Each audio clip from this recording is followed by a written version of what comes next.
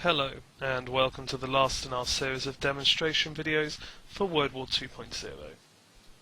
This video explores how WordWall can be used alongside our student response handsets to increase student engagement and as an assessment tool. However, we don't think learning should just be about one right and three wrong answers.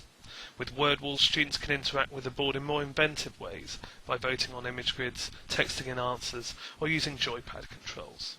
Let me show you how. Before we start voting, we need to load a resource up, either from our own files or from the activity bank like we have done here. And then I click on the handsets icon to load up and then move to the participants screen. And here I can either import a list of class names from a Word file or an Excel document, or I can ask the class to type in names using standard mobile phone texting, as chips number 8 and 12 are done here. And these chips are identified on the back of the handsets by their number. So having done that, we can then go into here, and rather than creating, say, a multiple choice quiz, I can just ask questions of the tiles on the board. So I could say, for example, which one of these is, I don't know, the flag of India. And then by pressing the numeric key, they can then select which tile they're going to vote for. And as they vote, their chips fly across the screen from left to right, indicating their name. We can then click once to change the display, and we can see how many people voted for each tile. We could keep it completely anonymous, or we could click again and we can see who voted for them, and by hovering over those chips I can see who went for which answers.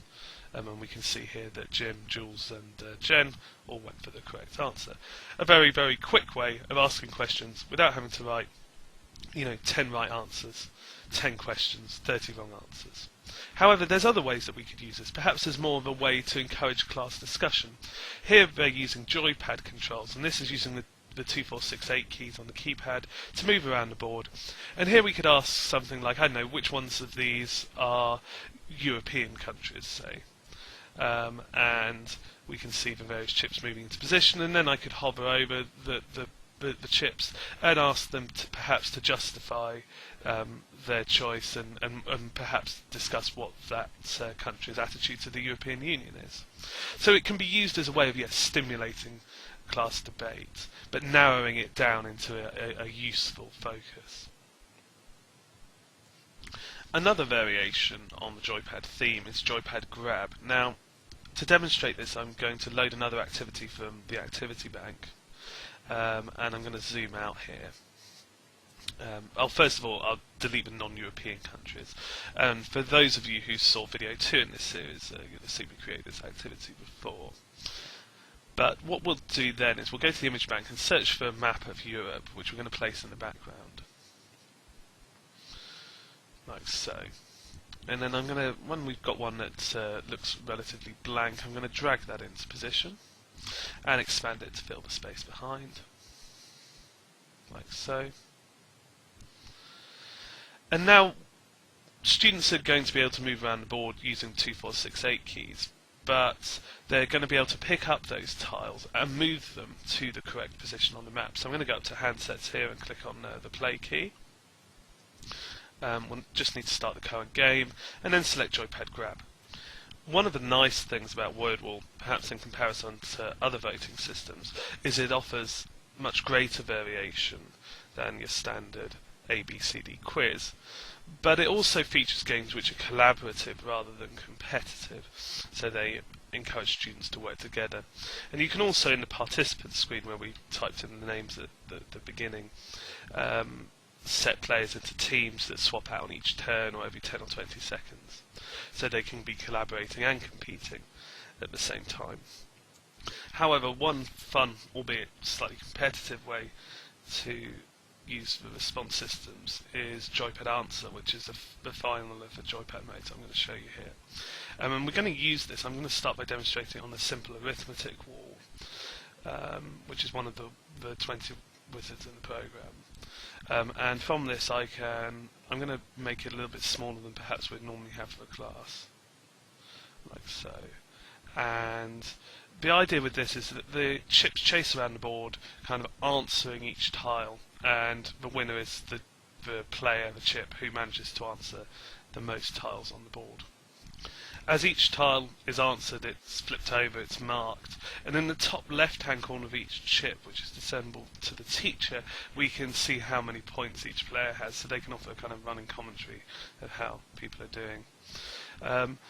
When the game's finished, we won't finish it here, but you can click on the leaderboard icon at the bottom, and it shows how everyone has done. And at the bottom of the leaderboard as well, you can see these are the team colours, so if you split them into teams, you can see how they've done as a team.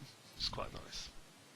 Just in case you thought that WordWall was just a big 40-player computer game, we should probably look at some of the assessment aspects of the voting system, in particular the multiple choice quiz, which is the kind of stalwart of every other voting system out there.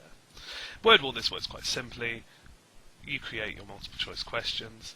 As the students vote, their chips fly across the board. If you wish, you can use this in combination with the timer to set a certain time limit to each question and move the slide on when that time's expired, or you can click on Auto Next Page like I did there, and that means a page will automatically turn when all of the participants have voted. You can also mark the individual 1 to 6 tiles to reveal as you go along which answer was the correct one, or you can just summarise them at the end. The advantages of doing a test in this way rather than with a pen and a piece of paper are kind of obvious. Students feel more motivated to participate and to concentrate because it's a novel way of doing them, and also as a teacher you don't have to mark the results afterwards, although one thing I suppose I would say is that the novelty of this would wear off relatively quickly, so when you're purchasing a voting system you really need something that offers a little bit more than just A, B, C, D multiple choice quizzes. What we can also see here is the data analysis that goes on after we've run our test, so we can see the fastest time, the correct answer is highlighted in red, and we can see how many people went for each answer. We could flip this over so we can compare how they did student by student. We could look at that as a pie chart or bar graph, and we could also look at a complete record for the class, say a frequency histogram of the mark distribution. We can also export this data to Excel to do further statistical analysis or to keep a record of our student marks. The final feature of the voting system, which I think is probably the most important, is the way that students can contribute ideas using phone-style text messaging and share them with the rest of the class.